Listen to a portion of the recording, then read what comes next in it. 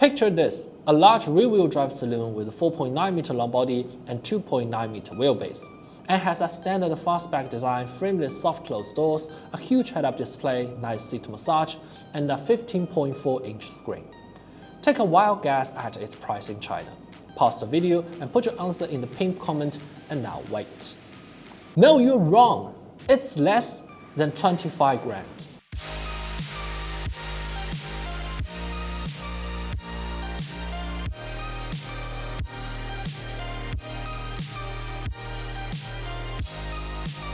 This is a Changan Qiyuan A07, an E-Rev that costs far lower than your expectation and already got more than 10,000 orders in the first month.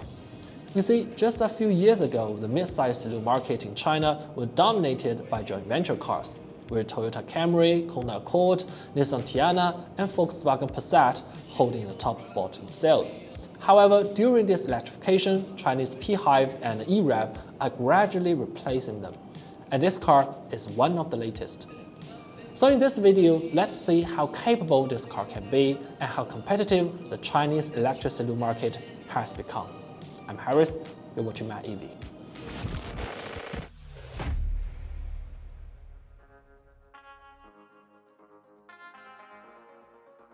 Features, you might say. Yes, unlike the stingy joint ventures, local brands are very generous about it. In addition to what I just listed, this car also has 360 camera, level 2 ADAS, power tailgate, 3 fragrances, a 16-speaker stereo, ambient lighting, heated and ventilated leather seats, and even a suede roof. However, for a mid-size saloon that needs to suit family use and business use, relying solely on rich features is not enough. What matters even more is the taste. There was a time when big saloons were all serious and mature, as it was considered the most suitable style for their target customers. But this stereotype is no longer popular today. Passat is the only one still clinging to it. Other old-school saloons have already shifted towards a more bold and fresh design. And in China, where electric and plug-in powertrain are trending, this shift has become more prevalent.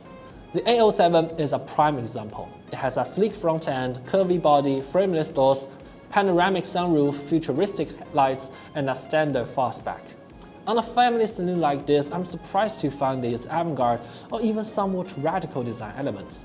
Imagine selling the Arteon as a Passat. I am even confident enough to claim that our European viewers will probably like this look, because Chang'an's European Design Center just opened 2 years ago. The interior tells a similar story. Except for buttons on the door panels and steering wheel, all physical buttons have been integrated into this Tesla Model 3-ish UI. The instrument panel is also gone, except for basic information on the left side of the screen, relying mostly on the massive AR HUD. Overall, it looks great, but to be honest, if you are not accustomed to controlling everything via voice command, the densely packed UI might become an obstacle. Now you might wonder, what would it feel like driving such a stylish and modern saloon?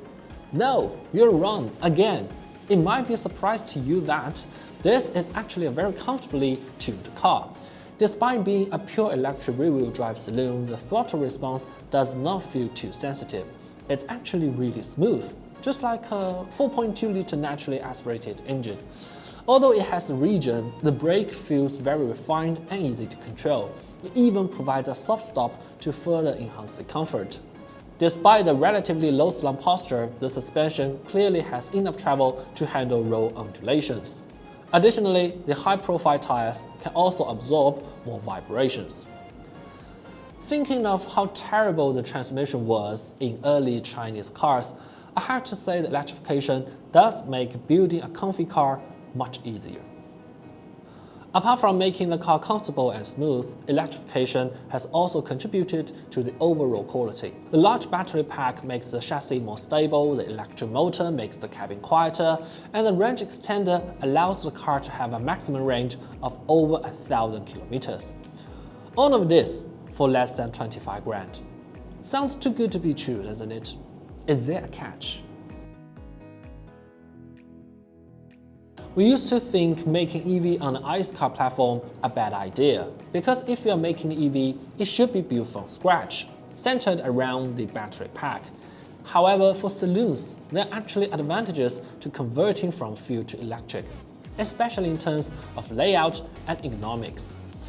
Traditional car makers already have rich experience in interior layout for gas cars, so it's easier for them to create excellent seating positions and spacious inside when converting from a fuel platform.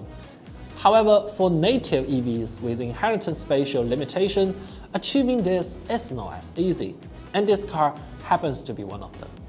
To achieve longer pure electric range, the battery pack raises the floor a bit higher.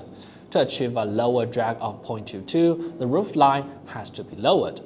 So I was feeling a bit awkward in headroom and visibility, no matter in the front or the back. Moreover, perhaps it's to make it a rear-wheel drive. The long rear overhang somewhat squeezes the legroom in the back. Even without a drive shaft blocking the way, the rear space is not as ideal as a front-wheel drive ICE car of this size. Some might wonder, since it's marketed as a family car, why insist on a rear-wheel drive stance and not leave a bit more rear space? This brings us to its another limitation: cost. Remember my very first video about the Changan A07? I kept comparing it to the Model 3, saying it was the Chinese understanding of a mainstream sporty electric saloon. Well, this A07 shares the exact chassis as S03. You could even say it's a rebadged version. And this is why the A07 can hit the market so quickly and at such an affordable price. The development was essentially pretty much done. However, as for the rebadging alone, Changan did an excellent job. Besides wheelbase and side proportions, you can hardly see any similarities between the two. If it was done by the company like GM, apart from the logo, everything will be pretty much identical.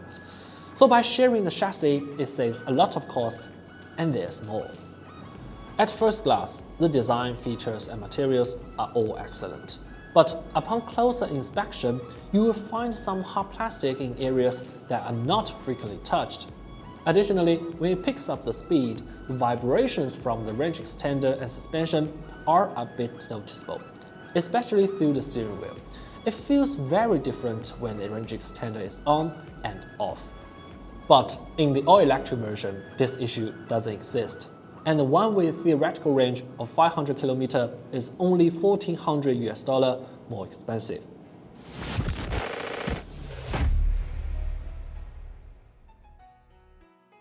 For those of you half across the world, the range extended family saloon might be a relatively new species. You might question it and consider it as just a transitional product from the era of internal combustion engine to the electric age. But even in China, where electrification is more radical, without policy support, abandoning the engine is still a challenging task, especially in the mainstream family car market, where people are very concerned about range. In this situation, PHEV or EREV are excellent alternatives.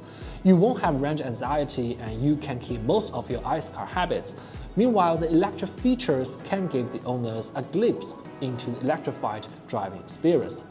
So we reckon that these two will be the new ICE car in the electric era.